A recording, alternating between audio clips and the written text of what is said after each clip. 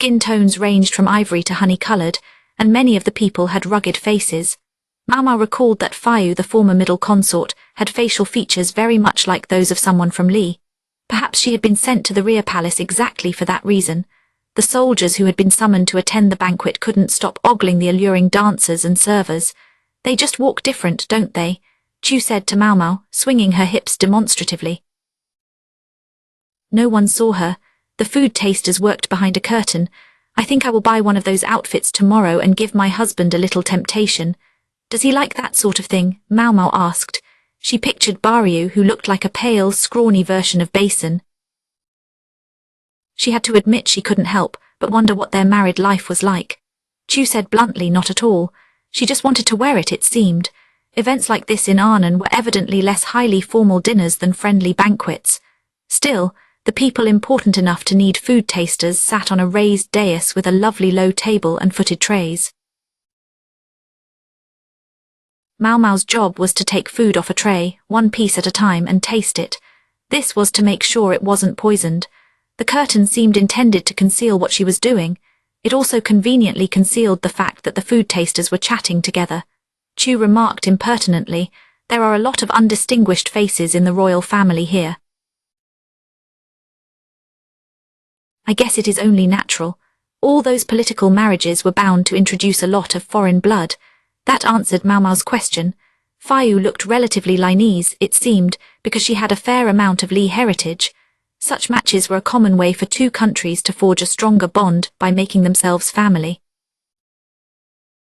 A ruling country might also try to weaken the bloodline of a vassal state using this tactic. Everything looks peaceful here, but I am starting to wonder if Arnon does not like Li very much. She could not stop the thought. After all, the people of Arnon knew the name Li had given their country was meant to mock them. Maomao peeked out from a gap in the curtain at the person who seemed overwhelmingly the most likely target of any such resentment. Jinshi sat holding a cup of alcohol and smiling. From behind, she could only see his face in profile. The scar on his right cheek looked redder and more prominent than usual, perhaps because of the heat. Jinshi had his diplomatic smile on.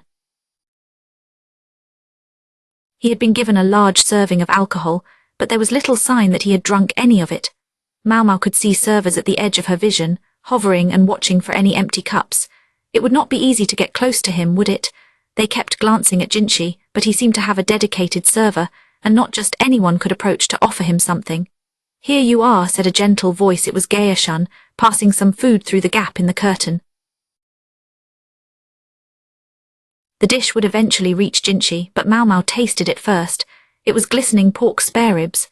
Carefully, Maomao ran a silver chopstick along the surface. She checked to see if it clouded over, then began taking out the bone. She divided the meat into several slices of roughly equal size and put them on a small plate. She sampled the food. The taste was a little sweet, perhaps stewed with fruit. It had the crisp, cool flavor of tangerine. Very good, she thought. She swallowed her sample and resisted the urge to take another bite. She was on the job now and it wouldn't look good to eat any more. "Very good," Chu pronounced while munching away. She had moved past the point of tasting for poison.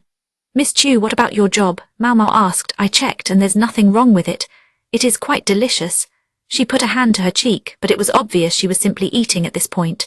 If only Hongyang, Seizhen or Lahan's brother were here now, Maomao thought, remembering the three best people she knew for witty remarks.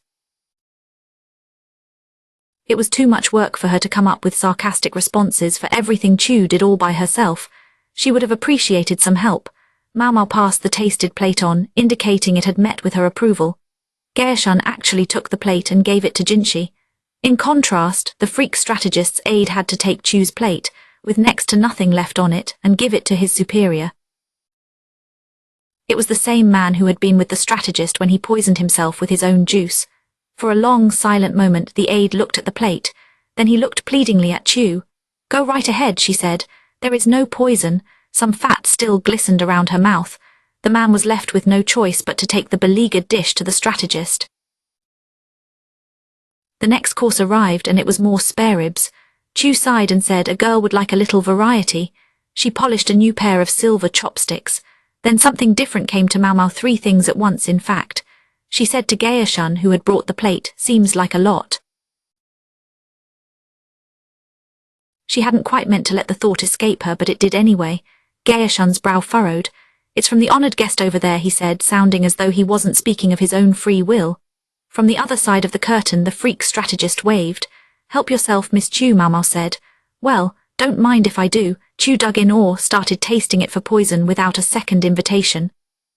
The freak strategist might be let down, but Maomao's job was to taste food to see if there was poison in it, not to eat other things until she got full.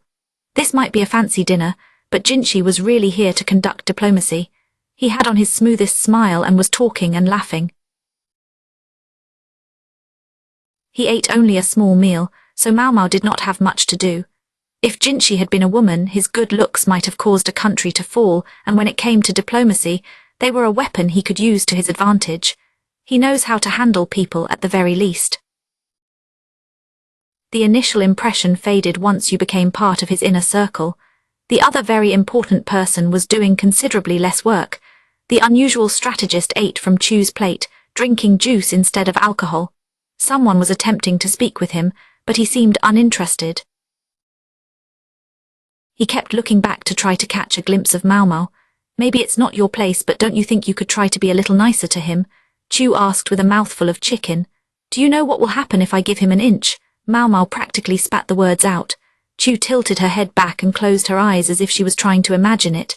"Something very interesting, I suspect." She sounded like she enjoyed the prospect. She wouldn't be the one in the middle of it after all. "I wish this dinner would hurry up and end." Maomao sighed and picked up the next bite of food. Despite all its trials and tribulations, the dinner eventually concluded. Maomao thought there was nothing funny in any of that.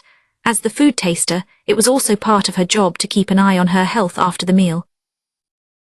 A slow-acting toxin could take anywhere from several hours to several days to show its effects. She still had room in her stomach, but she wanted to wait and see how she felt for a while before eating anything else. "Phew, I couldn't eat another bite," Chu said, rubbing her bulging belly. She had enjoyed the strategist's food more than simply sampling it, right to the very end. Now all that remained was to return to their rooms for the night. They had permission to go shopping the next day, and Maomao was actually looking forward to it. So the evening of the banquet ended without incident. Yes, that night was quiet. Chapter 19, The Quack Vanishes. Sunlight pried at Maomao's eyelids and she heard birds twittering outside, whom she slowly opened her eyes and gave a great stretch. The bed was soft and smelled lovely. Since they were on land, it didn't even rock. She felt like she had her first deep sleep in a long time.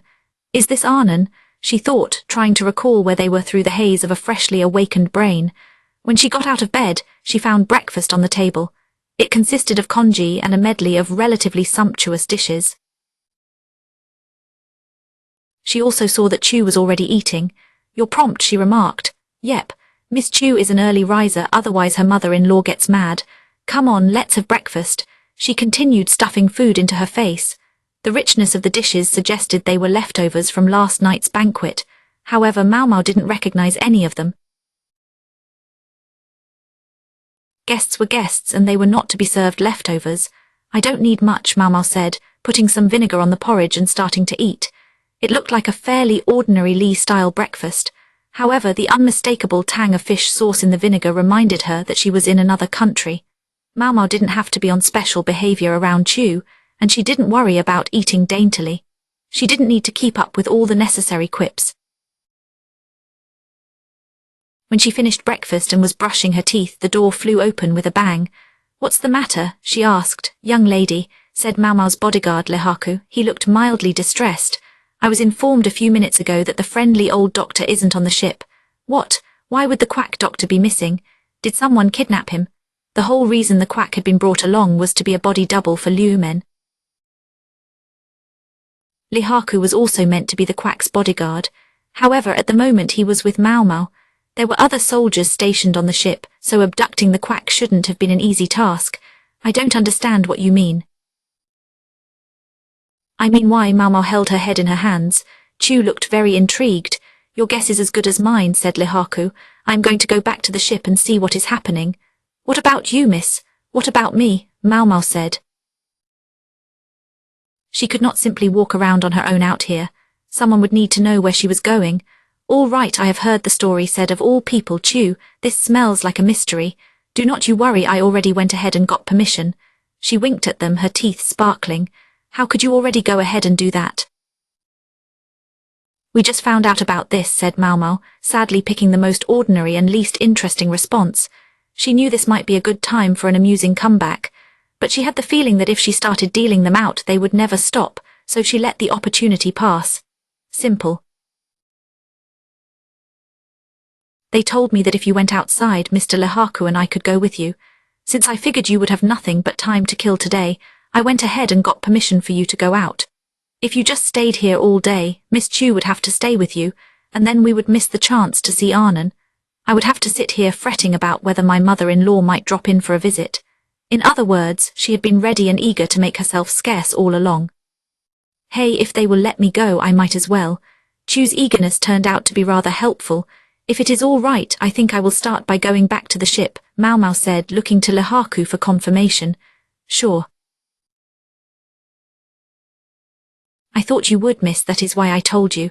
As far as I am concerned, there is no problem, but he looked away. But what? Well, when I was talking with the messenger, I was spotted by someone I would rather not have been spotted by. Someone you would rather. With mounting dread, Maomao looked toward the entrance to the room. Chew pattered over to the door and opened it. Yikes, said an eavesdropping monocled freak. Good morning, sir, Miss Chew said, although her greeting was purely for form's sake. Good morning, Maomao.